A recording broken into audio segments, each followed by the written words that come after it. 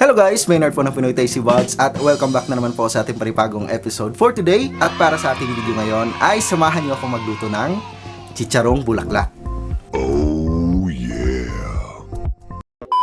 So meron tayo ditong 2 kilong, anong tawag dito, chicharong bulaklak. Ganyan lang natin dito sa malaking kawali. Kukulaan natin ito. Natin ng tubig. Lagyan natin ng star anise. 3 pieces of bay leaves, 1 teaspoon ng pamintang buo. Lagyan din natin na 1 cup of white vinegar, 1 kutsarang asin, 5 cloves na garlic. Pound lang natin ito. Hindi na natin tatanggalin yung balat kasi mas mabango pag may balat. Gamitin tayo dito ng isang sibuyas.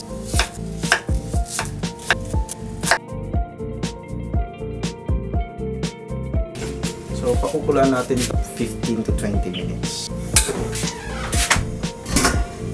And after 15 minutes, tanggalin na natin siya sa pagkakakulo.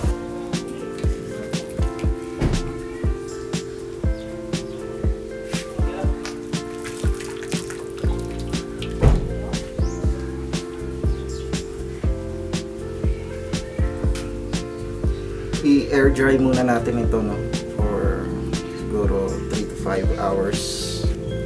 So itinuso pa lang siya dito sa alambay. Air dry muna natin siya ng around 3 to 5 hours bago natin siya i-prito.